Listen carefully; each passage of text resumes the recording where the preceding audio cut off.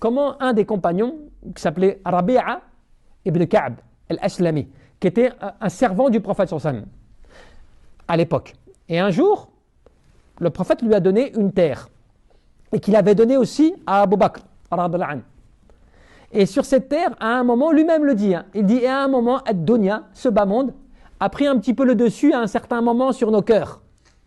Et j'ai eu une dispute avec Abu Bakr, radhiyallahu anhu, par rapport à des palmiers, à la limite de son terrain. Et on s'est disputé l'un par rapport à l'autre pour ces palmiers-là. Moi, je lui ai dit non, c'est sur ma limite à moi. Et lui m'a dit non, c'est sur ma limite à moi. Au point qu'à un moment, Abu Bakr, radhiyallahu anhu, il s'est un peu mis en colère et il lui a dit des mots qu'il a regrettés.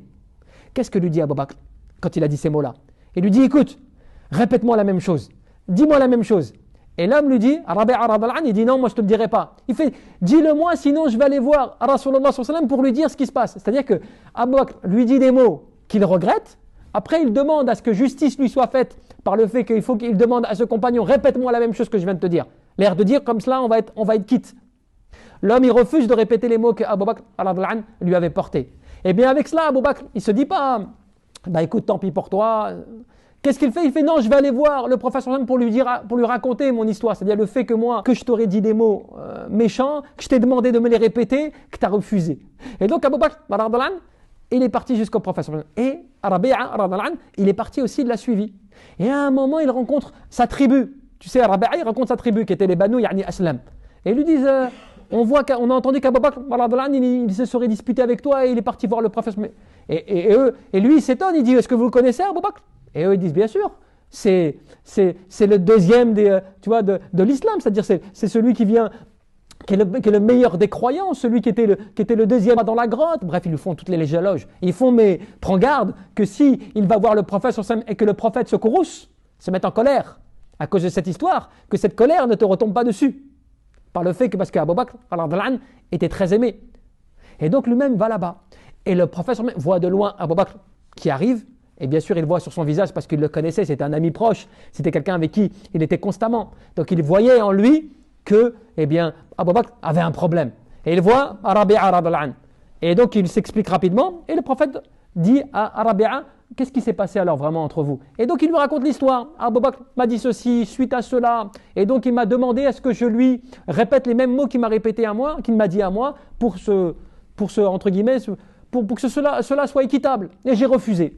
Et le prophète sallallahu alayhi wa sallam lui dit, tu as bien fait, ne lui dis pas ces mots-là. Et il dit, va dire à Abu Bakr, ou dis plutôt à Abu Bakr, ya Abu Bakr, ghafarallahu lak, que Allah te pardonne.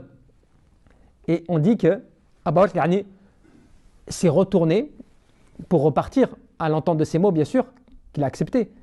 Wa huwa yabki, et il pleurait, tu vois. Et il est reparti en pleurant. Alors là, qu'est-ce qu'il te dit? Il te dit, regardez Abu Bakr. C'est-à-dire que cette histoire, quand tu la lis comme cela, des fois tu peux te dire, bon, c'est une histoire, alhamdoulilah, elle est bonne comme cela, elle nous raconte un truc, c'est émouvant, mais en fin de compte, il y a des fawaïd wa ibar, il y a des bonnes leçons à tirer de cette histoire. Quelle est cette histoire? Le fait que, regardez la sincérité d'Abu Bakr. Regardez comme lui, il commet un acte mauvais, ou il commet une chose, et ce qu'il veut, c'est le rectifier, au point qu'il a demandé presque que la chose lui soit appliquée comme il l'a lui appliquée sur cette personne qu'il considérait injuste. Au point qu'il est parti voir le prophète sallallahu alayhi wa sallam. Donc dans ton cas à toi, aujourd'hui, tu pourrais dire, je vais voir si j'avais commis un tort, si j'ai commis quelque chose de mauvais, je vais aller voir quelqu'un qui va me renseigner. Fas'alu ahla dhikri in kuntum la ta'lamun. Demandez aux gens du rappel si vous ne savez pas, pour savoir de quelle manière je vais rectifier mon erreur, comment je vais me corriger. La sincérité de vouloir ne pas laisser une chose perdurer. Mais qu'est-ce qui a poussé Abu Bakr à aller jusqu'au prophète sallallahu alayhi wa sallam pour se plaindre d'une chose que lui avait faite à la base? Parce qu'il craignait de rendre des comptes sur ses paroles. Il craignait le fait de demain se retrouver devant Allah subhanahu wa ta'ala et que Allah lui reproche ce qu'il aurait dit à cette personne de manière injuste. Donc, qu'est-ce qu'il voulait? Il voulait que cela lui soit expié dans ce bas monde pour ne pas qu'il ait des comptes à rendre demain yawm al-qiyamah. Et ce qui l'a fait pleurer, c'est le fait de reconnaître le tort, bon gré mal gré. Même si l'invocation, subhanallah, lui a été faite, parce que ça a été fait sur l'ordre du prophète sallallahu alayhi wa sallam. Dis à Abu Bakr, ya Abu Bakr, ghafarallahu lak, que Allah te pardonne. Donc l'air de dire, tu as fauté, tu es fautif, qu'Allah te pardonne. Donc quelque part, c'est quand même une bonne nouvelle pour la personne.